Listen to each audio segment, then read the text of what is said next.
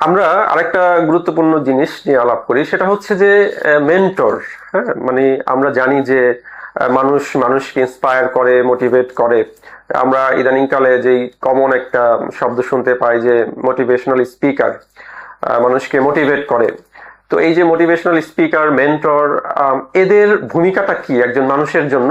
বা আপনার লাইফে এরকম কোনো মেন্টর বা এরকম কোনো মোটিভেটর বা মোটিভেশনাল স্পিকার আছে কিনা, বা আপনি ফলো করেন কিনা বা করেছেন কিনা, যাদেরকে দেখে আপনি ইন্সপায়ার্ড হন বা অন্য মানুষরাও ইন্সপায়ার্ড হয়, নাকি আদতে তারা যা বলেন তারা তাদের কথা বিক্রি করার জন্য বলেন? কি মনে হয় আপনার? আসলে আমার কথা হচ্ছে যে মানুষ এই সময় পায় কোথা থেকে, মানে মেন্টর মেন্টর আমাকে কেন ফলো করতে হবে, মানে এই জিনিসগুলোর জন্য। এখন প্রত্যেকটা জিনিস আপনার কাছে ওপেন, আপনার হাতের মুঠোয়।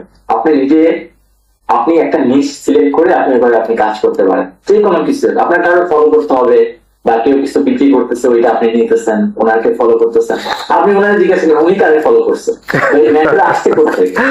আচ্ছা আচ্ছা। সবাই হয়তো মেন্টর থাকতে পারে, কিন্তু আমার যে ফোকাস হচ্ছে নিজের, যে আমি সবকিছু আমার চোখের সামনে আহ খোলা খোলা আছে, আমি কেন আমার মেন্টর লাগবে। তার মানে মেন্টরকে যদি ফলো করি, আমি ব্লাইন্ডলি ফলো করতেছি, মেন্টর আমাকে যা করবে ও আমাকে ম্যানিপুলেট করতে পারবে। তা আমাকে যদি কেউ ম্যানিপুলেট করতে পারে, তাহলে তাহলে আমার তো কোনো নিজস্বতাই থাকবো না।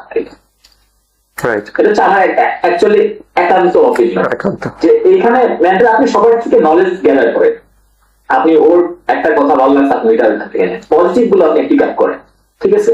কিন্তু আপনার যে একজনকে আপনাকে ফলো করে মেন্টর করতে হবে, আমি এখানে কোনো আর কি যুক্তি দেখি না। আমি এই ক্ষেত্রে আর কি হয়তো বা আমার পার্সপেকশন ভুল আর কি।